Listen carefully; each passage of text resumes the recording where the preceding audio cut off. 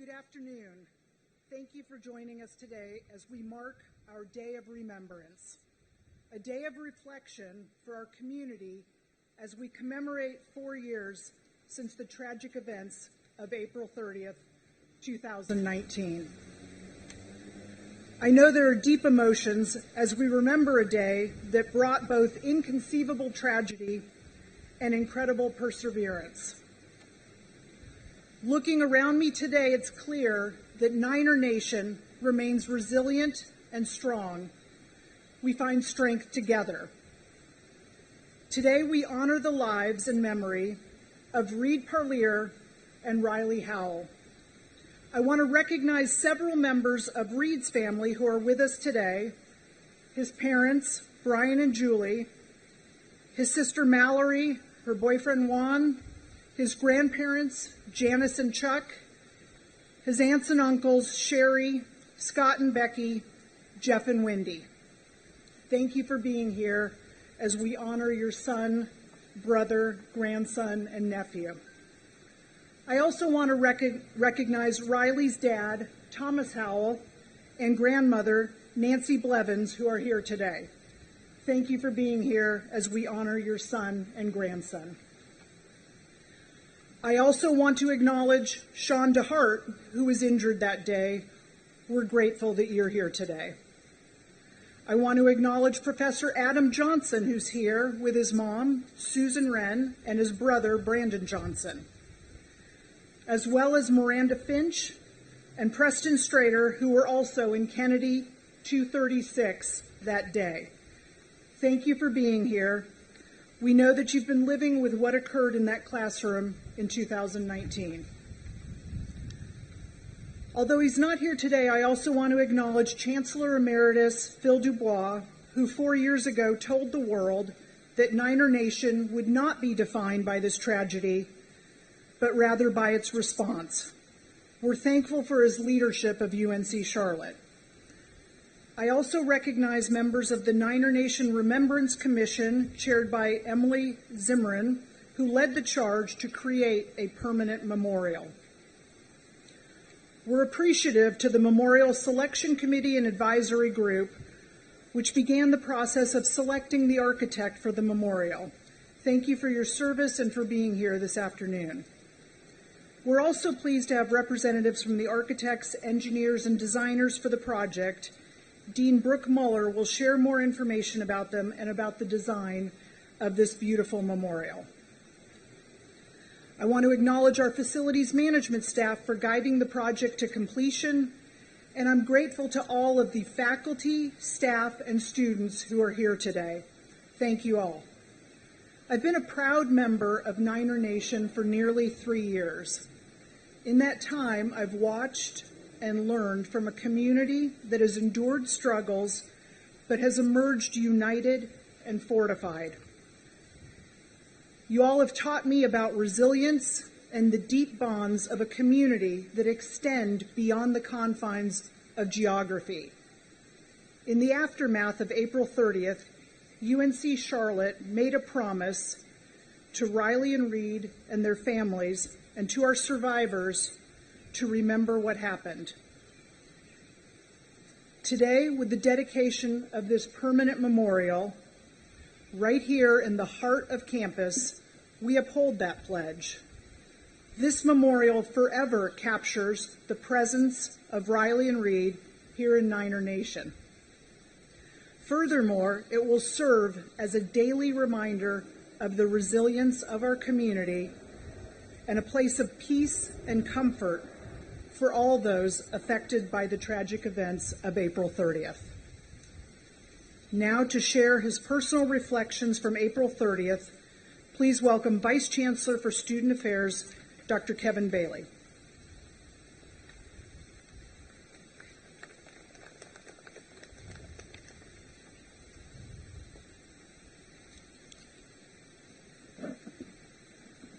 Thank you, Chancellor Gaber. Good afternoon, everyone.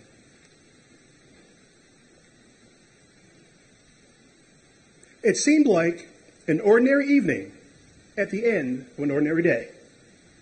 I'd given a presentation to orientation counselors and was meeting my girlfriend Kelly for dinner later that evening. I arrived at dinner and got out of my car when I got the alert. Run, hide, fight. 3 words that would change an ordinary day into a nightmare and into a defining day in the lives of so many people here.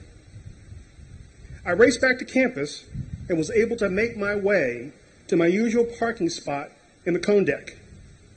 Why I ended up there, I don't know, but it was familiar, so I went with it. There were police and emergency response vehicles everywhere, and I remember seeing the helicopter flying real low over our campus. I couldn't believe what was happening. You plan for this, you practice for this, but nothing in the world can truly prepare you for this, for the powerlessness and fear that finds you, for pain to overtake your campus that is so real it seems you can reach out and touch it. There are things I thought I understood prior to April 30th.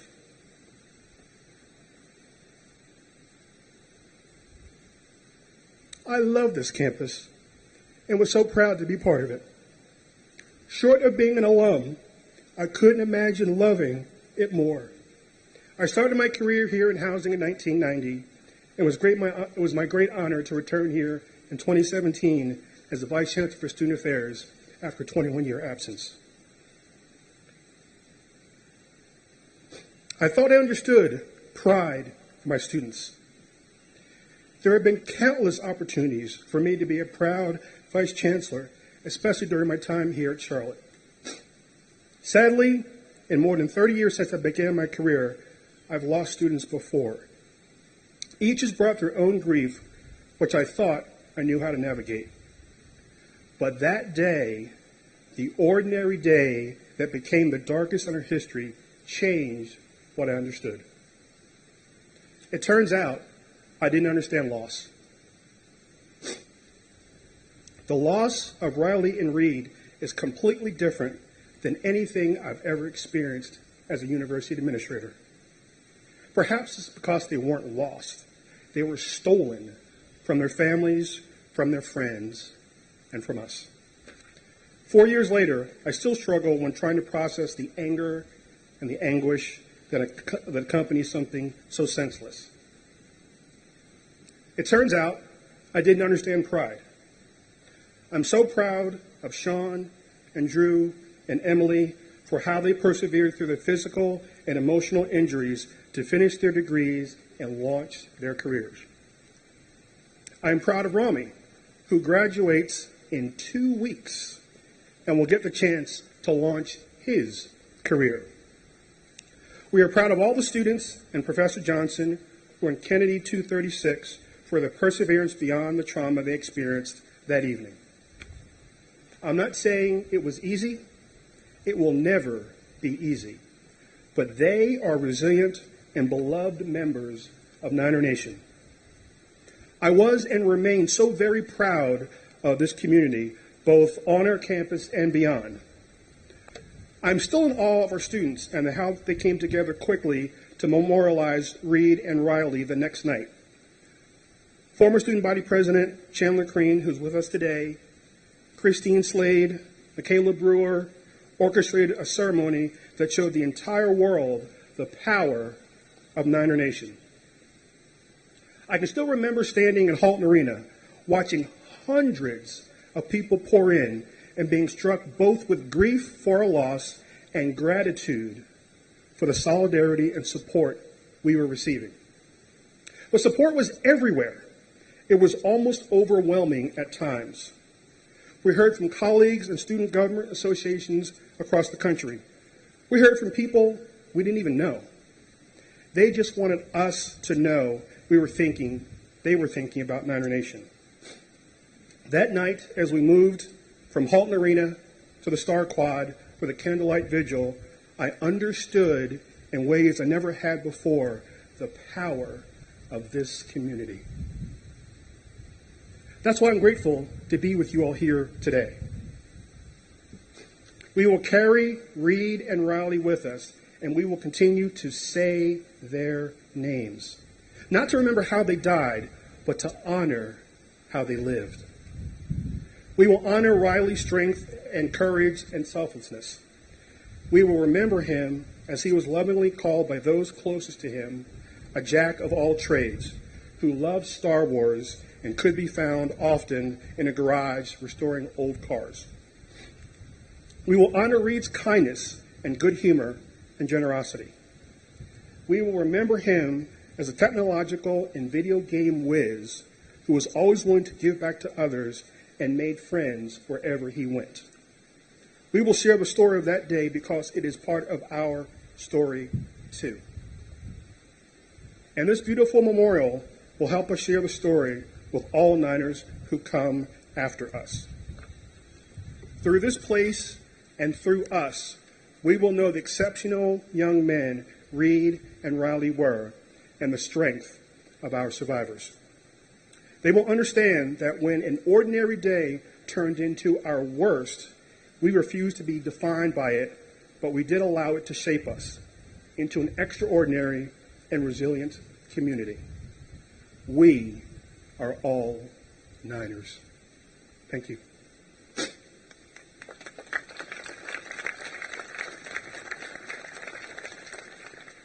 It is now my pleasure to introduce to you Brooke Muller, Dean of the College of Arts and Architecture and Chair of the Memorial Jury.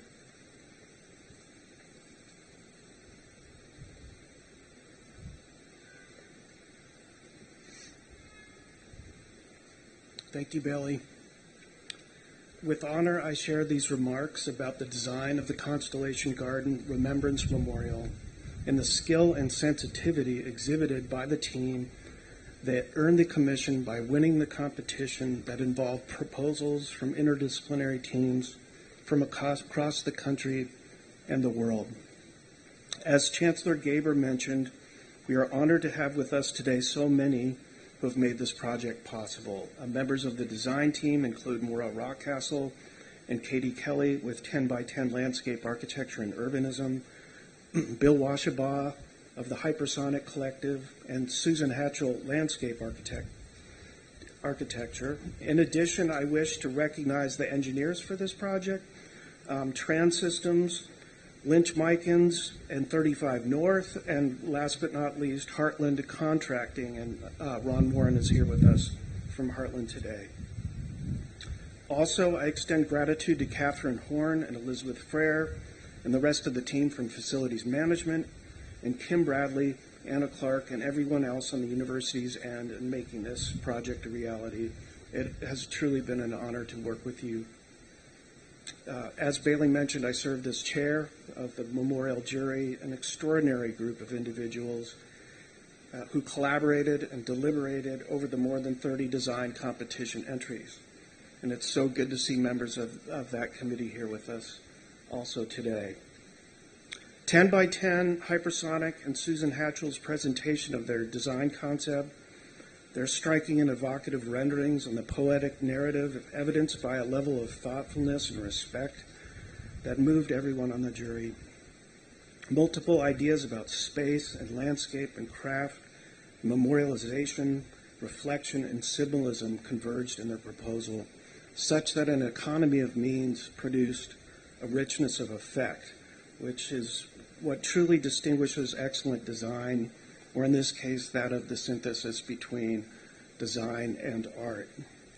For from the day that Chancellor Emeritus Dubois set this project in motion, the intent was to design not only a memorial or a space, but rather a space that memorializes and accomplishes more.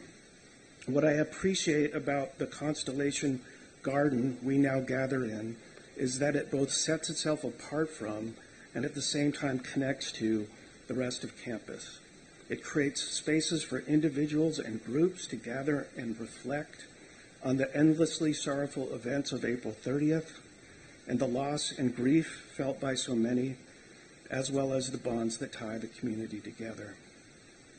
So while the garden engenders quiet moments, as someone here personally who takes the light rail and walks past this site every day, I can also attest to the sensitive planning, the recognition of how people move through this part of campus.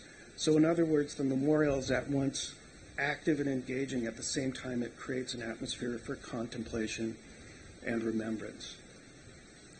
This both and condition, this approach also applies to the interaction of materials and light, with textured earthbound elements complementing those buoyantly dynamic. Gravity combines with delicacy, iconic presence with the ephemeral, the fleeting with that which stands and endures. The light and lights vary over the course of the day. The garden blooms at different times and from season to season. Our community changes with each new class, all the while reminiscence, mindfulness, selflessness, and love and memory of Reed and Riley persist. And I must add that our experience of the garden today represents one moment in the life of a place that will evolve over time, and that the plantings that we see here were very recently planted, but they're going to grow and mature and create a very different kind of identity and atmosphere. So I love the notion that the memorial is landscape time thinking made material. I speak on behalf of the selection and advisory committees in expressing what an honor it was to participate in this process. The competition provided a vehicle to not only evaluate outstanding design proposals, including the one we witnessed today, and stood out then as it does now, but also to engage in a sustained conversation about the lasting and enduring significance and meaning of this project.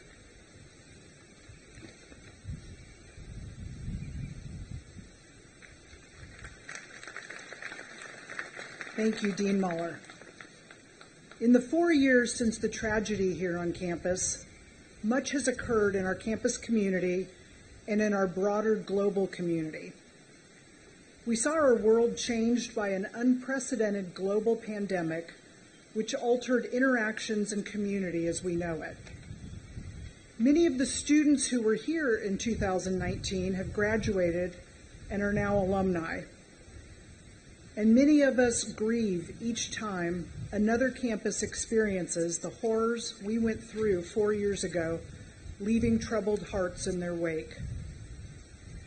Much has been written and studied over the years about the healing power of memorials. Going back to ancient times, memorials have helped people find ways to connect with the past and cope with loss.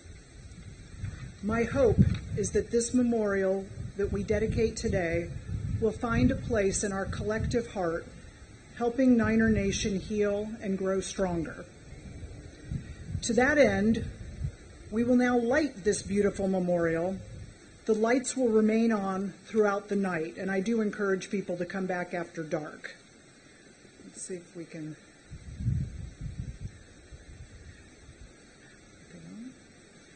There, they're on.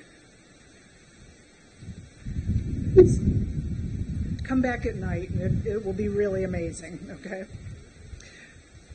Our program will conclude now with the ringing of the bell and the recessional. The bell has been part of UNC Charlotte since 1961, when it was gifted to our founder, Miss Bonnie Cohn. It is rung to mark historic and important moments in our history. It will be rung again today to remind us of the bravery, strength, and resilience of this community. After the bell has rung, please remain where you are until our officers and emergency management personnel have been dismissed. Now the bell will be rung 8 times. Once for Reed Parlier, once for Riley Howell, once for Drew Pescaro, once for Rami Alramadhan, once for Emily Houpt, once for Sean Dehart, once for Professor Adam Johnson and all the students in Kennedy 236, and once for all members of Niner Nation.